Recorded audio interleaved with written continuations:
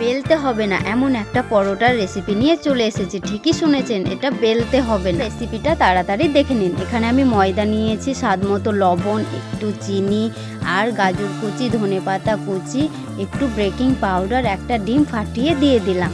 এবার এগুলো একটা ব্যাটার বানিয়ে নেব। একটু একটু জল দিয়ে একটা পাতলা ব্যাটার বানিয়ে নিয়েছি। পরোটাটা দেখতে যেমন সুন্দর, খেতেও তেমন অনেক সুন্দর। এখানে আমি হাতে তেল মেখে নিয়েছি যাতে ওই ব্যাটারগুলো হাতে লেগে না যায়। কড়াইয়ে অল্প তেল দিয়ে এইভাবে দিয়ে দিলাম। বলেছি না বেলতে হবে না, তাই দেখেন এইভাবে আমি কড়াইয়ে দিয়ে দিয়েছি। এবার উল্টে নিলাম। এবার অল্প তেল দিয়ে ঢাকনাটা দিয়ে দিব। হাতে সময় না থাকলে তাড়াতাড়ি এটা জলখাবারের জন্য বানিয়ে নেবেন। এটা আমার হয়ে গেছে। এবার এগুলো আমি একটা প্লেটে তুলে নেব। এই দেখেন কত সুন্দর লাগছে না দেখতে, ভেতরে গাজরের একদম পুর ভরা। খেতে কিন্তু একটু মিষ্টি মিষ্টি লাগবে, কিন্তু খুব সুন্দর হয়েছে, দেখে জিভে জল আসছে না।